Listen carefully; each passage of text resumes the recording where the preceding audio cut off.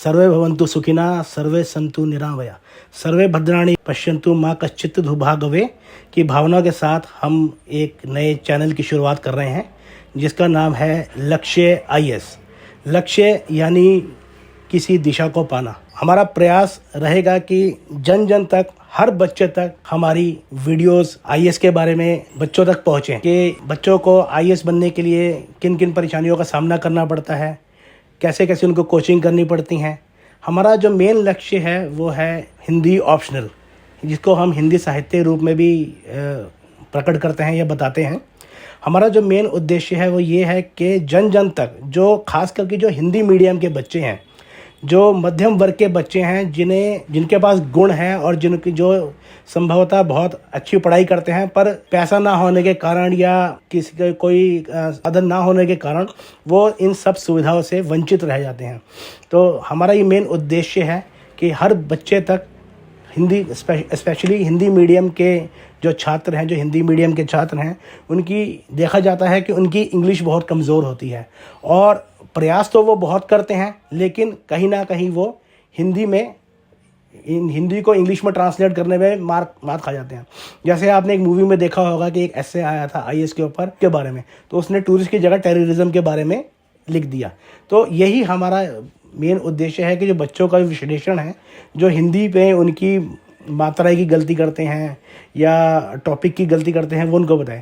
Same इसी vice versa English में, क्योंकि तुरंत देखा गया है कि इंग्लिश के बच्चों में हिंदी की जो संभवता है वो बहुत कम पाई जाती है। और आप किसी भी इंग्लिश बड़े से बड़े स्कूल में चले जाइए, हृदय को बहुत आहत होती है जब हम देखते हैं स्टूडेंट्स के, बच्चों के नंबर हिंदी में बहुत कम आते हैं। किसी के 100 में से 10 आ रहे हैं, किसी के 100 में से 12 या 100 में से 20 आ रहे हैं, क्योंकि हिंदी का उनको ज्ञान नहीं है और संभवतः हिंदी को वो बहुत ही सामान्य रूप में लेते हैं। हिंदी एक ऐसी भाषा है, हमारी मातृभाषा है, जो बहुत ही सहज और सरल है। के माध्यम से हम ये शुरुआत कर रहे हैं और आने वाले समय में हम अलग अलग तरह की वीडियोस वगैरह पोस्ट करेंगे। जो हमारा मेन उद्देश्य है वो है हमारा Hindi optional subject, Hindi literature, जिसको हम हिंदी साहित्य के रूप में भी जानते हैं।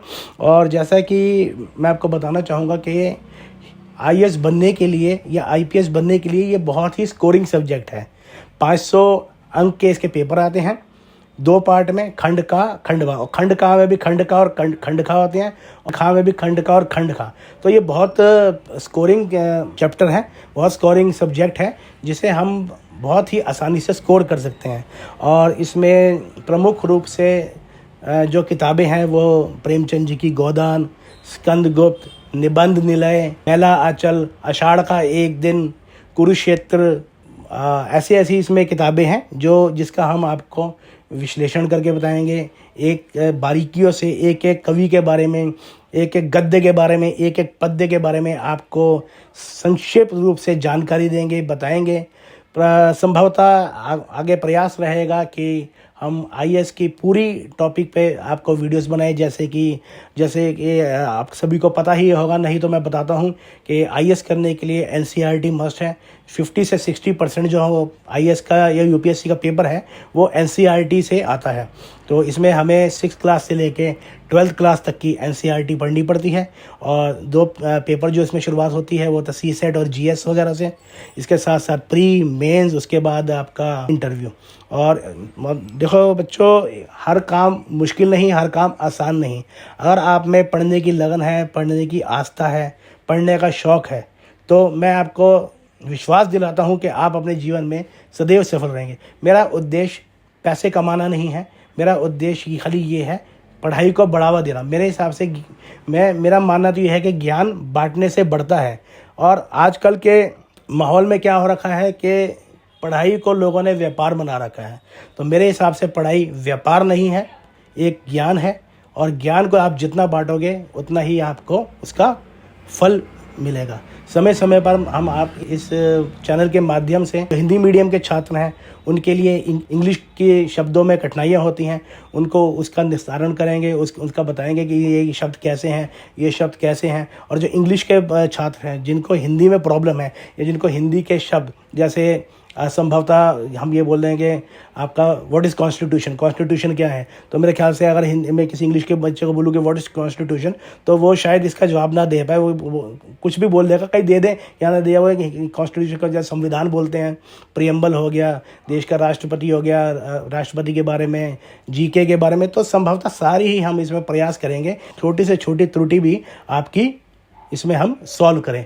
तो इसका जो बैचेस हैं वो हम ऑफलाइन के माध्यम में तो खाली देहरादून में खोलेंगे और ऑनलाइन के माध्यम से संपूर्ण भारत में इसका प्रकाश करेंगे।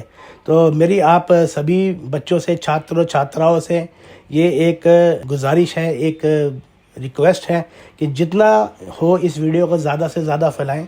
और कोई भी बच्चा जो पढ़ने में सक्षम है, पढ़ने में अव्वल है, मध्यम वर्ग का है या किसी भी वर्ग का है, और पैसों की तंगी के कारण या सही ज्ञान ना मिलने के कारण उसको पढ़ाई से वो वंचित रह जाता है, उसके मन में ये आता है कि मेरे पास अगर पैसे होते या मेरे पिताजी के पास पैसे होते तो मैं अच्छे कोचिंग इंस्टीट्यूट में एडमिशन लेता, वहाँ पे पढ़ता। तो ऐसा वो अपने मन में बिल्कुल ना लाएं।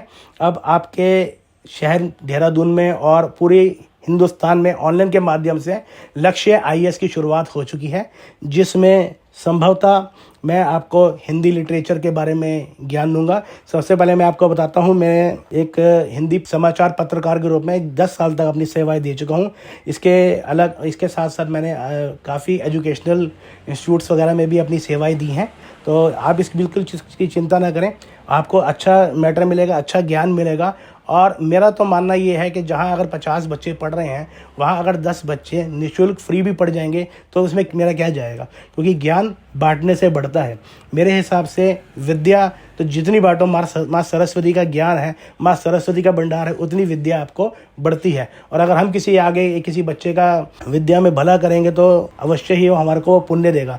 तो मेरी आप सभी बच्चों से, छात्रों से, छात्राओं से, या जिन जिन तक ये वीडियो पहुंच रही है, कि अधिक से अधिक इस वीडियो को शेयर करें, हर बच्चे तक, हर जन तक, हिंदुस्तान के कोने कोने तक ये वीडियो जाए, जिससे हमें भी प्रोत्साहन मिले और हम हिंदी लिटरेचर में, हिंदी साहित्य में अलग अलग टॉपिक की, अलग अलग गद्य की, पद्य की, उपन्यास, भाषा शैली के बारे में आपको अवगत करा सकें। हर टॉपिक को विस्तार पूर्वक आपको बता सकें। बच्चों देखो, हिंदी मीडियम के छात्रों से मैं खासकर कहना चाहूँगा कि अक्सर देखा जाता है हिंदी मीडियम का जो छात्र है वो इंग्लिश में मार खा जाता है, और इंग्लिश मीडियम का जो छात्र है वो हिंदी में मार खा जाता है। लेकिन अब आपको घबराने की ज़रूरत नहीं है, दोनों के लिए वाइस वर्सा हम चलेंगे। इंग्लिश मीडियम के जो छात्र हैं उनको हिंदी का ज्ञान देंगे, और जो हिंदी मीडियम के छात्र हैं उनको इंग्लिश का ज्ञान देंगे। एक एक आपको टॉपिक अच्छी तरह ऐसे संपूर्ण क्लियर करेंगे, ब्रीफ करेंगे, बताएंगे, संक्षिप्त आपको उसका विवरण देंगे, ताकि कोई भी इसमें मार ना खाए। देखो, समय तो लगेगा, अकेले मेरे करने से कुछ नहीं होगा, मेहनत आपको भी करनी पड़ेगी।